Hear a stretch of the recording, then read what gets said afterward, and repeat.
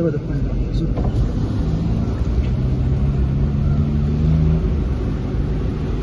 امروز 8 مرداده، 8 مرداد 1402 دارن درخت‌ها رو اصلاح میکنن و سایه‌ای هم که وجود داره اینا دارن میبرن.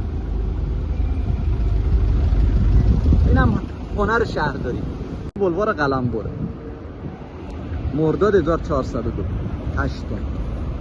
ببینید دارن درخت‌ها رو